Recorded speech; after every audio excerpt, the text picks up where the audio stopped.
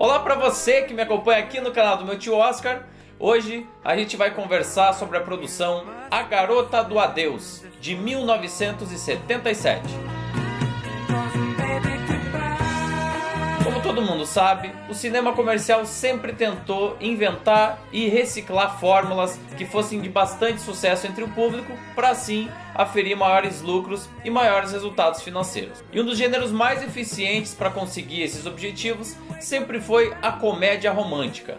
Quantas vezes você aí já não se viu assistindo uma reprise aí na televisão a cabo, na TV aberta, ou até mesmo indo no cinema de uma forma descompromissada e, ao olhar ali a sinopse de todos os filmes disponíveis, acabou optando por essa fórmula fácil e de ampla aceitação por seus vários elementos de fácil absorção. Mas apesar disso, é muito difícil você ver um filme de comédia romântica concorrendo ao Oscar e ainda mais na categoria principal. Isso poucas vezes acontece.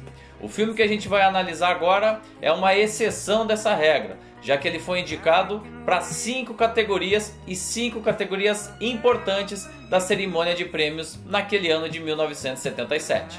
Richard Dreyfuss, inclusive, não só foi indicado, como inclusive venceu o Oscar de melhor ator protagonista, estabelecendo inclusive aí um recorde como o ator mais jovem a ter vencido nessa categoria, recorde esse que perdurou por 25 anos e que foi superado somente em 2002, quando Adrien Brody venceu nessa mesma categoria pelo filme O Pianista. Mr. Garfield, I have a growing daughter inside who is not going to grow on 2 hours of sleep a night. Do you have to play that thing at this hour? I told you it helps me to fall asleep. Sua parceira nas telas para esse trabalho foi a atriz Marsha Mason. Ela interpreta aí uma mulher que não tem muita sorte para relacionamentos. Então todas as vezes que ela está envolvida com algum pretendente, esse invariavelmente vai embora, deixando ela sozinha novamente. E o filme inclusive já começa dando esse tom, com a leitura de uma carta de despedida do seu mais atual, agora ex-namorado. Dear Paula, this isn't an easy letter to write. Doesn't start off too good, does it? Como você pôde ver aí, a responsável pela leitura dessa carta em voz alta para o público é a sua filha, interpretada pela atriz Quinn Cummings, e que é mais um elemento dessa trama sobre a qual a nossa protagonista tem que dar conta. Quer dizer, de cara a gente já percebe aí que esse filme é claramente o reflexo de uma nova sociedade que emergiu aí do final da década de 60 e início da década de 1970. A gente tem a figura da mulher tendo que assumir outros tipos de papéis que não eram só relacionados à assistência ao homem, aquela velha imagem da dona de casa. Não, nesse filme a gente vê claramente esse novo papel feminino na sociedade, com a nossa personagem protagonista tendo que cuidar de várias questões pessoais, profissionais e também, é claro, de relacionamentos. E tudo isso está intercruzado, afinal de contas a gente não vive numa bolha, né? Homens e mulheres têm que lidar com essas questões no dia a dia, e isso está claro desde a primeira sequência. E eu acho inclusive que não é à toa que a cidade escolhida para representar essa história tenha sido Nova York, afinal de contas, uma das maiores metrópoles do mundo, sempre foi sinônimo de avanço tanto tecnológico quanto humano, quanto também social.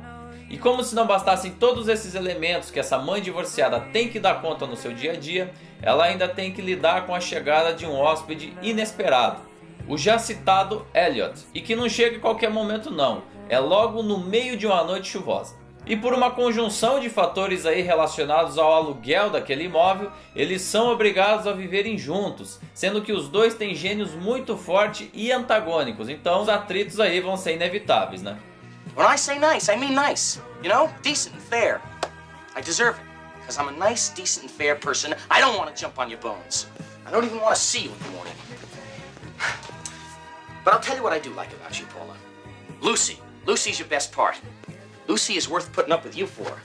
Essa premissa dos gênios que não se batem, dos atritos do dia a dia e dos gênios fortes que acabam gerando até mesmo algumas discussões acaloradas, não é algo novo, mas que funciona muito bem, de forma muito efetiva, se manejado com eficiência. E é o que acontece nesse caso. Então a gente vê essa convivência forçada do dia a dia, com algumas situações até bastante engraçadas, se tornar na verdade uma relação muito mais saudável e amigável entre ambos, que vai evoluindo naturalmente. E tem aí um elemento que ajuda a construir toda essa intimidade, que é o fato de ambos serem da área artística. Ela, uma ex-dançarina da Broadway, e ele, um ator aspirante que vem de Chicago para Nova York para tentar a sorte numa remontagem da peça de Ricardo III.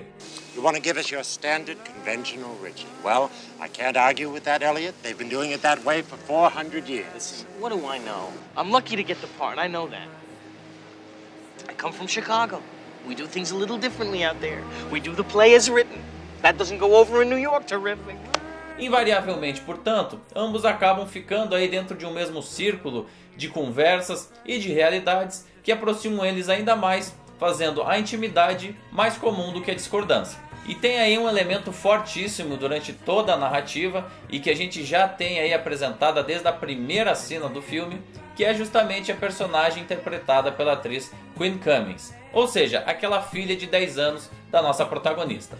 Ela funciona como um verdadeiro ponto de equilíbrio e sobriedade entre esses dois protagonistas. A perspicácia da menina, as tiradas inteligentes, a calma com que ela trata de toda aquela situação que poderia ser muito traumática até para ela mesma, e principalmente a empatia que ela cria com o público, faz desse elemento um dos melhores de todo o roteiro. E eu confesso que realmente esse foi um dos trabalhos que eu mais gostei nessa trinca de atuações que foi indicada ao prêmio do Oscar. Cummings, inclusive, até hoje, 2017, detém o recorde da terceira atriz coadjuvante mais jovem já indicada na história do prêmio. Na época que saiu a lista de indicadas, ela tinha apenas 10 anos e 192 dias de vida. Relax. Come on, don't you trust me? I trust my mother today and look how I feel. Quem assina esse texto é o roteirista e escritor Neil Simon, que se notabilizou ao longo da carreira pelas peças, programas de TV e também filmes de comédia. E o que eu mais gosto desse trabalho, especificamente falando, são as incontáveis referências a clássicos do cinema, diálogos do cinema e até mesmo situações vividas por outros personagens da história do cinema. Isso faz bastante sentido até em função da profissão dos nossos protagonistas e, é claro, é um deleite para todo mundo que assiste e tem essas referências na memória e principalmente que gosta muito de cinema e vai poder relembrar aí várias referências e momentos da história da sétima arte de uma forma leve e descontraída. Look, I don't want to get legal, you know? Legal happens to be on my side. Now, I happen to have a lawyer acquaintance downtown. Now, all I gotta do is call this lawyer acquaintance of mine. Whoa, what? An actor. Another goddamn actor. I happen to have a lawyer acquaintance. Right out A Streetcar Named Desire. Stanley Kowalski and Summer Stock, right? Wrong.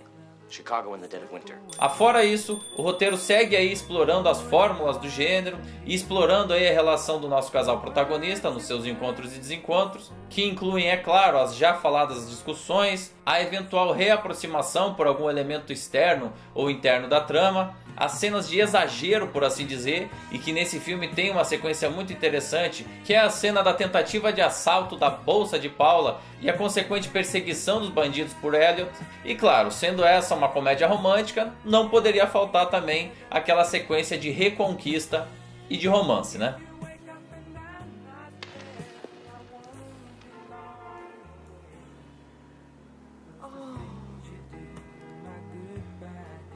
I said it was formal, kid. Don't panic. Even Ginger was nervous the first time she danced with me. O responsável pela direção desse trabalho foi Herbert Ross, que nesse ano de 1977 estava em bastante evidência, não só em função desse trabalho, como também da produção Momento de Decisão, que a gente ainda vai analisar aqui no canal, até porque também foi indicado ao Oscar de melhor filme. O diretor sempre teve esse gosto de dirigir trabalhos com personagens ligados às artes e aos espetáculos, tendo em seu currículo, por exemplo, filmes como Funny Lady, de 1975, estrelado por Barbra Streisand, e alguns anos depois do filme que a gente está analisando agora, em 1984, Footloose, Ritmo Louco, que você já deve ter assistido aí várias e várias vezes na TV aberta ou no cabo. É um estilo de direção leve e habilidoso, que não propõe aí grandes modificações na decupagem clássica que a gente já está acostumado. Mas nesse trabalho especificamente, ele nem pede isso, e eu acredito que tudo funciona muito bem. E todos esses elementos reunidos certamente agradam em cheio, especialmente quem é fã do gênero. Se você aí não resiste a uma comédia romântica, não deixe de assistir essa produção, que eu tenho certeza que você vai adorar. E você que não gosta tanto assim, dê uma chance a esse trabalho, até pelo fato histórico da gente ter uma comédia romântica por excelência indicada na categoria máxima da Academia. Algo que definitivamente não é muito comum. E você aí, já tinha ouvido falar nessa produção? Já tinha assistido? Ou então, se assistiu agora, o que achou do filme? Deixe aqui embaixo seu comentário no espaço dedicado a isso. Também curta, compartilhe esse vídeo e, é claro, se inscreva no canal e ative as notificações. A gente volta para conversar sobre o próximo filme indicado nesse ano de 1977. A produção Julia, estrelada por Jane Fonda. Eu espero você aqui. But darling, you must trust them just once more. 'Cause baby, goodbye doesn't mean forever. Let me tell you.